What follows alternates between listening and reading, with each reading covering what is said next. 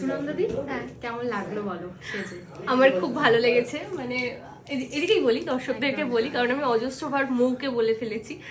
মানে লুকটা না বেশ ইউনিক, আমার আমার ক্যাটাগরি থেকে একটু বেরিয়ে, আমি যেরকম করে থাকি তার থেকে অন্যরকম। আর অন্যরকম হলে সবার হয় না একটা আনকমফোর্ট জোন, কিন্তু আমার একটু লাগছে না, আমার খুব ভালো লাগছে এই লুকটাই নিজেকে।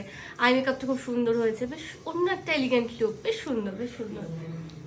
যাই হোক, অনেকদিন থেকেই সাজানোর ইচ্ছা তোমাকে, আজকে পূরণ হলো। ভাবছিলাম তোমার আইডি প্রথমে ঘাটছি যে তুমি তো প্রায় ব্রাইডের শুটে আমি দেখি। আমার দীপ্তদা যেহেতু মানে অন্যরকমই প্রায় পড়ায়, আমি ভাবছি না দীপ্তদার স্টুডিওতে যেহেতু করছি, দীপ্তদার ড্রেস জুয়েলারি কালেকশন সব, ভাবছি এইরকম একটা লুক করবো। ওভারঅল থটস খুব সুন্দর, আর মেকআপও ভীষণ সুন্দর। ও যখন প্রথমবার তোমায় করবে বলে ভেবেছে, তখন বলছে কি দিদি রিপ্লাই করবে কিনা, আমার সাথে শুট করবে কিনা, একটা ভয় পাচ্ছিল। কিন্তু ও একটা এত মিষ্টি মেয়ে, একদম একদম একদম ওকে না বললেই না। একদম। আর ফোনের মধ্যে বিশেষ করে এত বাচ্চা বাচ্চা লাগে, আমি প্রথমে দেখেই বলছি আসার পরে আমাকে ইনসাল্ট করে দিয়েছে। আসার পরে বলছে যে তো তোমাকে তো ফোনে বাচ্চা বাচ্চা লাগে, তুমি তো একটা বড়সড় দিদি। একটু যখন দেখলাম যে হ্যাঁ একটু কুর্তি পরে এসে একটু বড় বড় দিদি ভাবছি, আমি ওইটাই বলছি। তো ভীষণই মিষ্টি, ভালো লাগলো কাজ করে।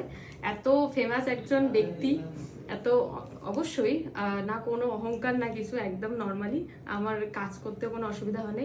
প্রথম একটু ভয়ই লাগছিল, হাত পা কাঁপছিল যে কি করব না, যেহেতু অনেকটা দূরে এসে কাজ করলাম। আজকে ফার্স্ট টাইম আমার কলকাতায় এসে শুট।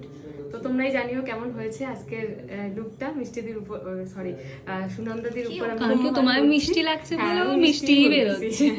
তো জানিও। তো চলো টাটা। টাটা। হুম।